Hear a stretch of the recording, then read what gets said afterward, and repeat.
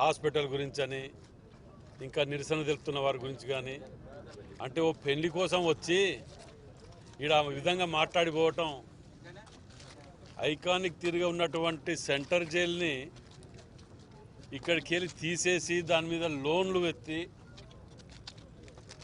లోన్లు ఎత్తి దాన్ని సర్వనాశనం చేసి జిల్లాని ఒక ఐకానిక్ తిరిగి ఉండే ఆ సెంటర్ జైలు ఎవరో చెప్పినట్టే ఉన్నా నాకు తెలిసైతే వాళ్ళకు జ్యోతిష్కాలు అవి బాగా చూపించుకుంటాడు మరి ఉంటే కనుక మిమ్మల్ని నిన్ననే తీసుకొచ్చి పెడతారన్నారో ఏమో తెలియదు కానీ అది తీసేసి ఇవాళ అక్కడికి వచ్చి చూసుకొని దాని మీద మహారాష్ట్ర బ్యాంక్కి వెళ్ళి లోన్ తీసుకొచ్చి విచ్చలవిడిగా దాన్ని దోసుకొని కమిషన్ల కింద కకృతిపడి కట్టి అది ఇప్పటివరకు సెంట్రల్ జైలు దాని గురించి ఆలోచన కూడా లేకుండా దాన్ని ఇది చేసినటువంటి వ్యక్తి పెళ్లి కోసం వచ్చి నిరసన కార్యక్రమం చెప్తున్నాడు.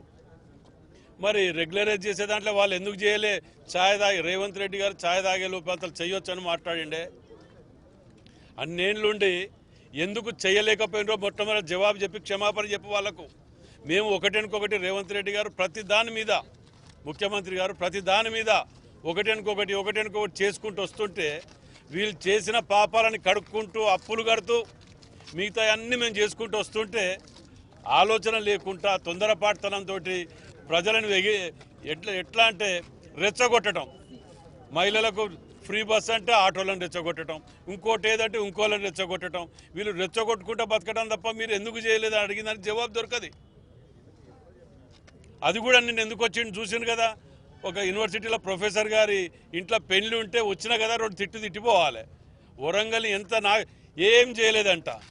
6,200 కోట్లతోటి అండర్ గ్రౌండ్ డ్రైనేజ్ కాడికి వెళ్ళి మొదలు పెడితే ప్రతిదీ మేము చేసి పెడితే ఏమి చేయలేని మాట్లాడతాను కూడా ప్రజలు చెప్పులు తీసుకొని కొడతారు మిమ్మల్ని. రాబోయే రోజుల్లో మీరు అనుకుంటారు వరంగల్ని మళ్ళా వరంగల్ అసలు మీరు వచ్చేది కనుక అసలు తెలియదు కనుక అరే ప్రజలు తిరగబడి కొడతారు మిమ్మల్ని మీరు చేసిన పాపాలకు. రాష్ట్రంలో ఎక్కడైనా అన్యాయం జరిగిందంటే మీ ప్రభుత్వంలో అది వరంగల్కు, మొట్టమొదట వరంగల్ జిల్లాకు 6 జిల్లాలుగా విభజించి ఏది లేకుండా చేసిపోయినారు మీరు. దానిని రేవంత్ రెడ్డి గారు ఎలక్షన్ల ముందు ఇచ్చిన మాట ప్రకారం వచ్చి ప్రతి ఒక్క నియోజకవర్గానికి ఉపయోగపడే విధంగా ఉన్నటువంటి చేసి పెడితే ఇలా ఏదోటి జల్లిపోతున్నావు. ఇవాళ టైం ఉన్నది కదా అని చెప్పి మళ్ళీ ప్రెస్